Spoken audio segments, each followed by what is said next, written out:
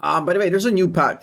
Our boy Froxon has done a big patch preview. We saw a billion buffs and nerfs, and now we're gonna get into the details of it, and we'll give our thoughts. Last patch review was very, very good, so let's go into this one. Quite a few interesting changes in each role bucket. Okay, Gwen has been strong for a while. While is an understatement. Yeah, they're gonna nerf her now, right? Don't tell me it's now, after like 2 decades of her fucking dominating.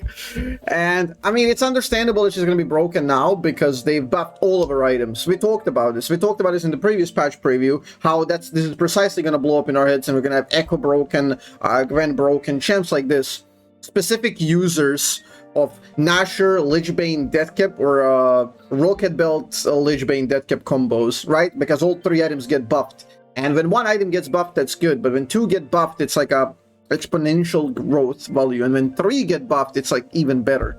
So we knew it was going to go busted. Hearing a bunch of chatter about not nerfing Shen. They definitely should nerf Shen. He's busted. Well, he's a tad strong. He does good things for the game by being a champ that can slow down damage and also add some strategic diversity at being a tank fighter split hybrid. Okay, we talked about this yesterday, how strategic diversity on Shen is a little bit fake, a little bit deceptive, and this is precisely why he's broken. Okay, so you're a champion that's supposed to play around your team, but he's not weak by himself. He's extremely strong, near impossible to kill, which is a big problem for the global ability. For example, you have a global mid laner. Let's say you have a TF mid lane. What you want to do as a jungler is you want to target TF, delay spikes, delays level 6, overpressure him so he feels that it's impossible for him to leave the lane and use the global, and that's how you kill the global, right? You bring the fight to them so they cannot global elsewhere. What happens with Shen is, if you target the bot lane, Shen ults, breaks you, and you're done. And now the teleport is very, very good as well. So you cannot target the opposite side when Shen is in the game. Okay, so the natural counter to global is to bring the fight to them and play into global. The problem with Shen is that he's impossible to beat. Even in a 2v1, he's undiveable. You can have the best divers in the universe, like Elise and +1. He's undiveable effectively. He's immune to damage in a lot of cases. He can taunt you under turret. He's too damn strong. He doesn't die and he does surprisingly good damage. So Shen is a little bit too strong for his own good. So now he's going to be banned all the time. And people just don't want to play around it because there's just no good strategy for Shen. There's really no good strategy. Like, I found the strategy counterintuitive to him. It's like, you break the bot lane so damn much that you can kill them, like, and he teleports into nothingness, right? Like, just as he ports in, you kill both of them, and then you run from Shen. And it's like, okay, he lost a lot, he's getting top CS, and you kill the bot. That's the best case scenario. He's just unpunishable in a way, so that's a big problem. Additionally, his mastery curve is not the steepest, so while he has a high win rate, people are decently performant on him at low mastery levels, which bumps up his win rate up. I mean, isn't that a problem in and of itself? When a simplistic champion has a high win rate, it's supposed to be a tactical asset across the map. Anyway, Yorick is still a tad strong, looking to provide him with diversity for moving power away from attack speed bindings into other items. Okay, go check that. Jax has been a bit weaker than other options, looking to give him a nice stack boost throughout the game, and also will help bump his jungle viability. I haven't really seen him being weak. In the games that he appears in, he's very, very consistent, as per usual. The only change that may focus on our AP build. I mean, obviously, the top lane, if they buffed anything other than AP, I think the top lane Nidalee would pop off. I don't think the jungle Nidalee is super strong, although playing versus a good one is very, very annoying because she suffocates you. So this is one of those spots where you got to be extremely careful, because Nidalee has a way of just breaking the game and disallowing any jungle entry. She can just constantly go in and out, break pressure on all the lanes. So Lee Sin's getting a bit more throughput on his early ganks to help land Qs and also speed up his clear a bit with E cooldown. I like Lee Sin generally in the game. He feels mostly like a fair champion with incredible playmaking potential. I just generally like him in games. He's not the easiest to play against as VelKoz, precisely because he has a lot of dashes and mind games embedded in, but that's the cool part of it. It feels punishable when he fucks up. Well, we don't think this is enough to get lane Lee Sin over the line. It should be a decent buff. Okay. Aurora struggles a bunch into some of the mages that outrange her. That's how it's supposed to be. And some of the tankier champs that she struggles to kill later in the game, giving her more opportunities in the short term to play these lanes out without skewing her at the top. For MR is less useful. Also, bumping her AP ratios on R, as they're more likely to be effective compared to Landry style builds. I like pivoting her away from flat damage into more ratio style. I just think she's a failure of a champ anyway, and she's bound to be high elo competitive locked based on the ult. The way I see it, she's either not going to be picked at all or she's going to be staple. Just because the nature of our ability works. Like, okay, we talked about the line and how the pushing the lane and having coherent lane power is like very, very important. What happens with Aurora is she's asymmetrical champ. She never really gets engaged, but she can engage. She can take all the fights. What I mean by that is, you go into her, she hits you while dashing back, she jumps while being invisible, so your gank has already failed, and just in case you overcommit and send maybe like 3 people, she just ults away. Conversely, if you're anywhere near out of position, invis hop, ult in, E-dash, she traverses the screen twice, kills you, goes back, right? So what this agency provides, where you choose all of the initiations, makes her pro-locked. Because pros love a consistent engage. They love consistency. Renekton flash stun, you know, I'm in there. She goes in, she's in there. She wants to initiate, they can start it. She can do it with a flank, she can do it with a regular approach.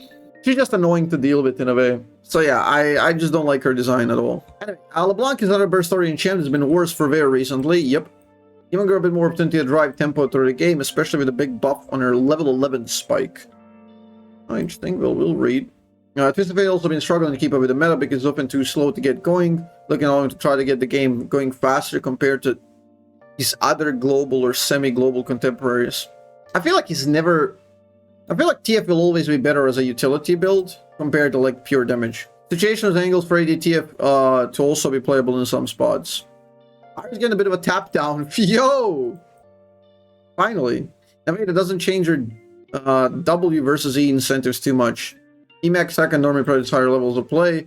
I want to rotate how important it is for it to land it for damage, so we're choosing CC, which will sometimes let players get out of damage. I'll ever give more windows for opponents to find earlier kill angles on her, and her trading before Syrup turns on. Okay. That was too much damage for how tanky she is. That's true. And she's just super stable because every patch Talia stocks go up, by the way. Literally every patch Talia stocks go up because every new champion has more and more dashes.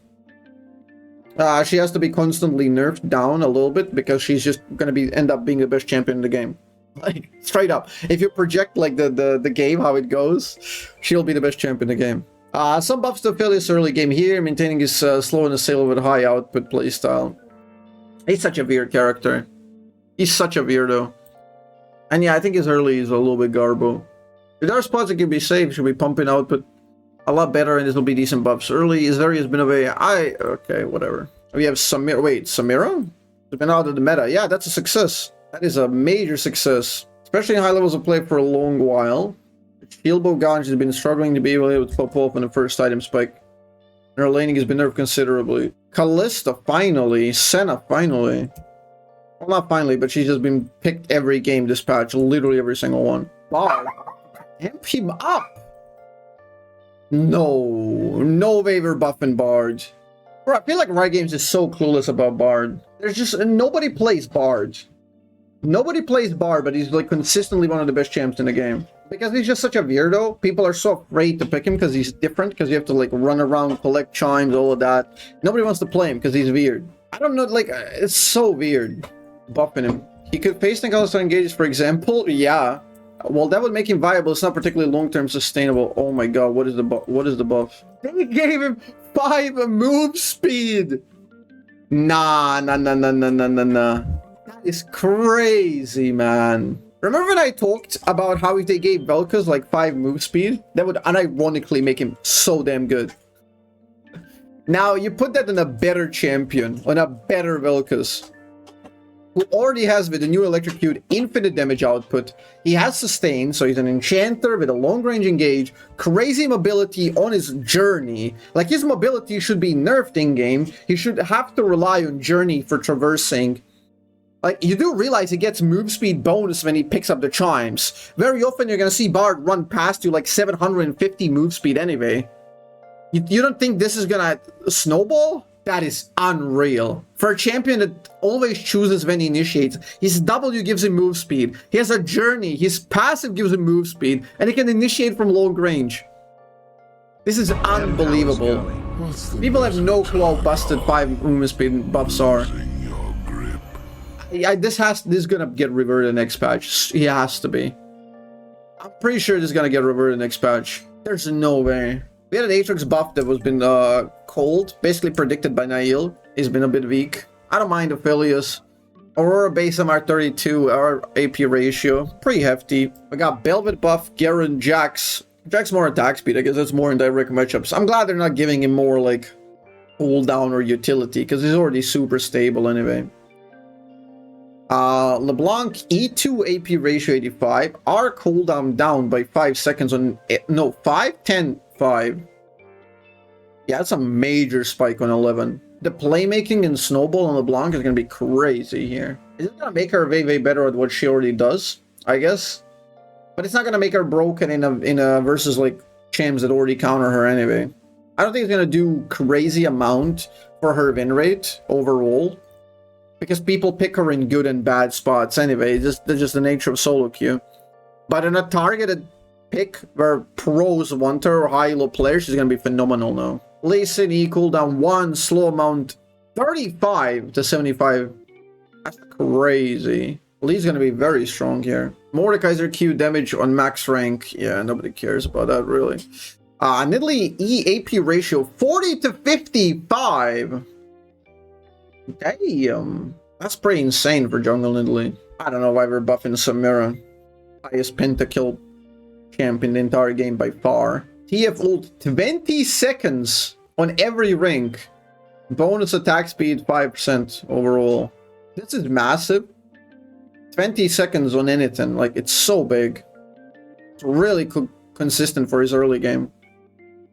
Usually when you play versus champs or globals like this, it's the first one. You always gotta watch out for the first one. First Nocturne ult, if it fails, completely breaks his game. First Twisted Fate ult, if it fails, completely breaks his game. Right? There's a lot of emphasis on the first ult, on these like first Pantheon, because they're losing access to like most of their kits. The champion why it's drafted loses that aspect for a really long time if they fail, which I like. That part of design. I think that's very cool because you can consistently play around these abilities. You don't give away the entire map all the time. It's like you're very mindful of it, you're paying attention, so you get rewarded by this champion being much weaker by failing his first play. That's a big deal. This is going to make it more consistent, so even if he fails the first one, it's going to be less punishing. That's going to do a great number on the delta. Okay, when you look at the game percentage that they win and lose, that's going to do a great aspect for the delta, because when you look at the win rates and the statistics, you always got to look at the worst percentages. Because in order to improve the average, you just got to improve like the lowest points. And this is going to fix the lowest points of Twisted Fate, where he horribly fails ults in early game. It's going to be way less punishing. A result of that is going to be massive update, massive upgrade in the win rate for like the worst performances. So you will be much more carryable if you misplay Twisted Fate, for example, right now, if you fuck up the early game. And I'm telling you, that's going to be a big delta shift in the win rate. We got Zeri, RE charmed ratio 1.2 to 2 to 1.2 to 1.8. Okay.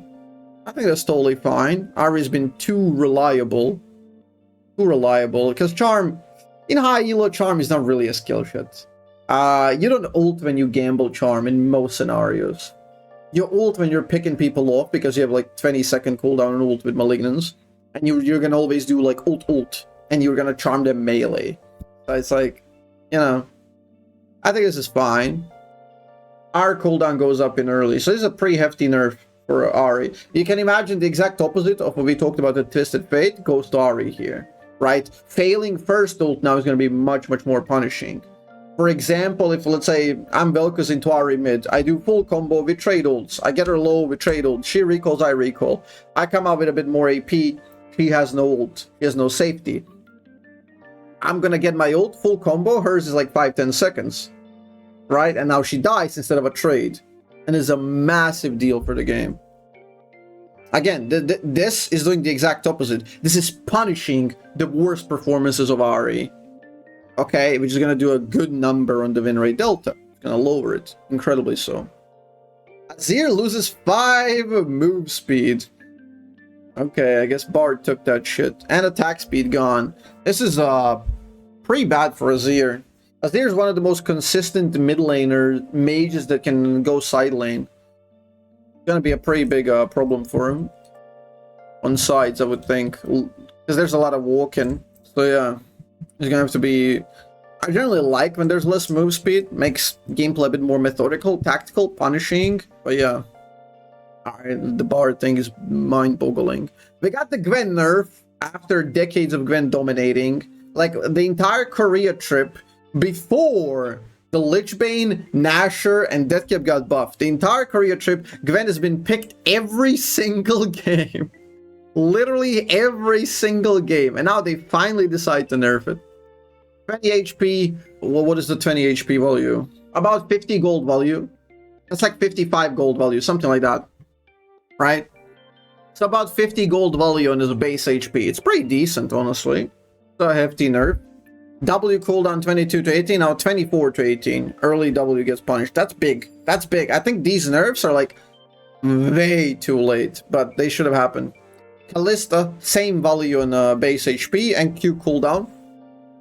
53.33 gold. There you go. Thank you. Nico, Q initial damage. Okay, so she loses base damage but gets more ratio. That's better. That's way better. I don't like Nico's base damage. It's too high. W on hit getting nerfed. The other day I got surprised by the on hit. Like, it just one-shot me like when I was like 100 HP on auto attack. I was like, what? It was crazy. On like level 2. So yeah, I'm pretty sure in this patch I would have lived. Rumble getting nerfed. I like that. Their lowering is like undeserved damage, right?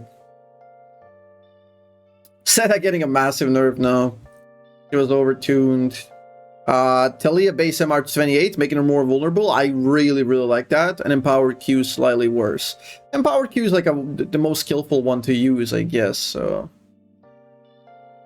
I don't like that they're hitting that one instead of like anything else, but whatever. Varus 27 to 24 armor, making him way more squishy. It's a big deal. The less armor you have, the more valuable the armor. So like losing 27 to 24 is not the same as losing like 30 to 27. Or it's not the same from 24 to 21, and so on, right? Because of how the armor works in League of Legends.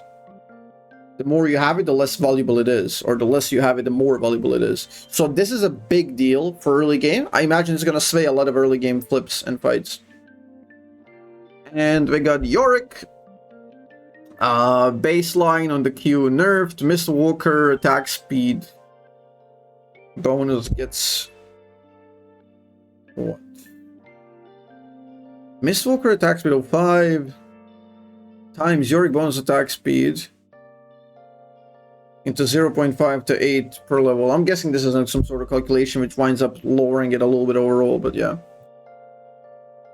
Okay, Atakan, let's see this. Top lane damage importance increased by 20 to 25%. So it's gonna spawn top lane more frequently. Yeah, I don't know the ratio, but I'm pretty sure like majority of the games, large majority is spot lane. Grasp of the Undying range champion effectiveness 60 to 40. So less abusable, giving less free lanes. I like that, less like super punishing. I like that in general. Okay, we got Ramus. W now gives equal amounts of armor and MR. Passive W now scale with armor MR. R damage and slower front loaded. Okay, so more reliable damage dealing. But what happened with the Vi? Less attack speed. W damage, some weird fucky ratios. But some more bonus AD, less baseline. I like that. It feels like you can build her full tanky and she still does a lot of damage now.